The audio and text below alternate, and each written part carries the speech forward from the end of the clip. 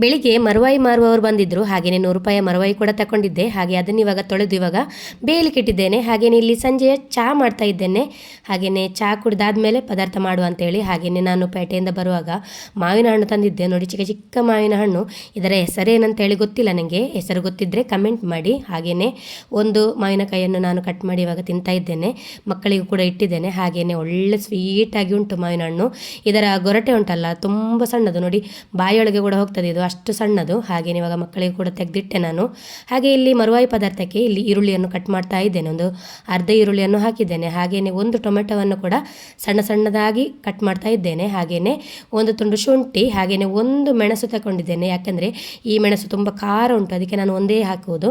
ಹಾಗೆಯೇ ಇವಾಗ ಶುಂಠಿಯನ್ನು ಸ್ವಲ್ಪ ಜಜ್ಜಿ ಹಾಕ್ತಾ ಇದ್ದೇನೆ. ಹಾಗೆಯೇ ಇಲ್ಲಿ ಚಹಾ ಇಟ್ಟಿದ್ದೆ, ಅದು ಕೂಡ ಇವಾಗ ಕುದೀತಾ ಉಂಟು. ಹಾಗೆಯೇ ಚಹಾ ಕುಡ್ದಾದ ನಂತರ ಪದಾರ್ಥ ಮಾಡುವ ಅಂತೇಳಿ. ಆಗ ಮರುವಾಯಿ ಕೂಡ ತಣ್ಣಗಾಗ್ತದೆ.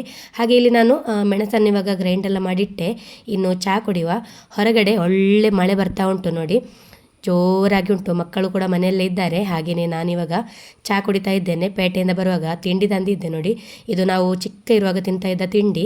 ಹಾಗೆಯೇ ನನ್ನ ಮಗ ನೋಡಿ, ಅವನಿಗೆ ಮನೆಯೊಳಗೆ ಕೂತ್ಕೊಳ್ಳಿಕ್ಕೆ ಆಗುವುದೇ ಇಲ್ಲ. ಹಾಗೆಯೇ ರೈನ್ಕೋಟ್ ಹಾಕಿ ಕೂಡ ಇವಾಗ ಅವನ ದೊಡ್ಡಪ್ಪನ ಮನೆಗೆ ಹೋಗ್ತಾ ಇದ್ದಾನೆ. ಆಚೆ ಈಚೆ ಇದೇ ಕೆಲಸ ಅವನದ್ದು. ಹಾಗೆಯೇ ಇಲ್ಲಿ ನೋಡಿ, ಮರುವಾಯಿ ಕೂಡ ತಣ್ಣಗಾಗಿತ್ತು. ಇವಾಗ ಅದರ ಮಾಂಸ ತೆಗಿಬೇಕು. ಮಾಂಸ ತೆಗೆದು ಇವತ್ತೊಂದು ಪದಾರ್ಥ ಮಾಡುವ ಅಂತೇಳಿ. ಹಾಗೆಯೇ ಇವಾಗ ಎಲ್ಲವನ್ನು ಚೆನ್ನಾಗಿ ಇವಾಗ ಮಾಂಸವನ್ನು ತೆಗೆಯುವ. ಹಾಗೆಯೇ ಇವತ್ತು ಸ್ವಲ್ಪ ದೊಡ್ಡದೇ ಉಂಟು ಮಾಂಸ. ಮೊನ್ನೆ ನಾನು ತಗೊಂಡದ್ದ ಮರುವಾಯಲ್ಲಿ ಎಂಥ ಕೂಡ ಮಾಂಸ ಇರಲಿಲ್ಲ. ಹಾಗೆ ಇನ್ನು ಇವಾಗ ನೋಡಿ ಇಷ್ಟಾಗಿದೆ ನಾನು ತೆಗೆದು. ಇನ್ನು ಕೂಡ ಕ್ಲೀನಿಂಗ್ ಆಗಲಿಲ್ಲ. ಇದರ ಒಳಗೆ ಸ್ವಲ್ಪ ಇದರ ಗಲೇಜಿರ್ತದೆ, ಅದನ್ನು ಕೂಡ ಇವಾಗ ತೆಗಿತಾ ಇದ್ದೇನೆ ನೋಡಿ. ಈ ಥರ ಇರ್ತದೆ. ಅದನ್ನು ಕೂಡ ತೆಗೆದಾದ್ಮೇಲೆ ಮಾಂಸ ನೋಡಿ ಕೇವಲ ಇಷ್ಟೇ ಆದದ್ದು.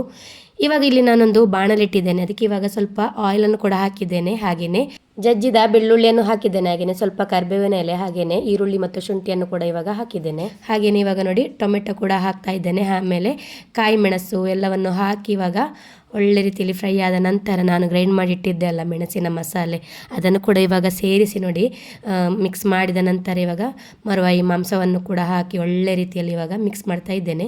ಇದಕ್ಕೆ ಸ್ವಲ್ಪ ನೀರು ಹಾಕ್ತಾ ಇದ್ದೇನೆ. ಹಾಗೆಯೇ ಇವಾಗ ಉಪ್ಪೇನು ಹಾಕೋದು ಬೇಡ, ಯಾಕಂದರೆ ಮೊನ್ನೆ ನಾನು ಮರುವಾಯಿ ಪದಾರ್ಥ ಮಾಡಿದಾಗ ಉಪ್ಪು ಜಾಸ್ತಿ ಆಗಿದೆ. ಲಾಸ್ಟಿಗೆ ನಾನು ಇವಾಗ ನೋಡಿ ಇಲ್ಲಿ ಉಪ್ಪು ಹಾಕ್ತಾ ಇದ್ದೇನೆ. ಹಾಗೆಯೇ ಮರುವಾಯಿ ಪದಾರ್ಥ ಅಂತೂ ತುಂಬಾ ಟೇಸ್ಟಾಗಿ ಬಂದಿತ್ತು. ರುಚಿಯಾದ ಮರುವಾಯಿ ಪದಾರ್ಥ. ಇವಾಗ ನಾನು ಲಾಸ್ಟಿಗೆ ಇಲ್ಲಿ ಕೊತ್ತಂಬರಿ ಸೊಪ್ಪು ಕೂಡ ಹಾಕ್ತಾ ಇದ್ದೇನೆ ನೋಡಿ, ತುಂಬ ಟೇಸ್ಟಿಯಾಗಿ ಉಂಟು. ವಾವ್, ತುಂಬ ಟೇಸ್ಟಾಗಿದೆ. ಪದಾರ್ಥ ಮಾಡಿ ಆದಮೇಲೆ ನಾನಿಲ್ಲಿ ಸ್ಲ್ಯಾಪಿನ ಮೇಲೆ ಬಂದಿದ್ದೇನೆ. ನಮ್ಮ ಬಯಲಿನಲ್ಲಿ ತುಂಬ ನೀರು ಬಂದಿದೆ ನೋಡಿ, ಅಂತೆ ಕಾಣ್ತದೇನೋ ಗೊತ್ತಿಲ್ಲ ನಿಮಗೆ. ಹಾಗೆಯೇ ಇವತ್ತಿನ ಒಂದು ಸಣ್ಣ ವಿಡಿಯೋ ಇಷ್ಟ ಆದರೆ ಲೈಕ್ ಮಾಡಿ. ಎಲ್ಲರಿಗೂ ಟೇಕ್ ಕೇರ್, ಬಾಯ್.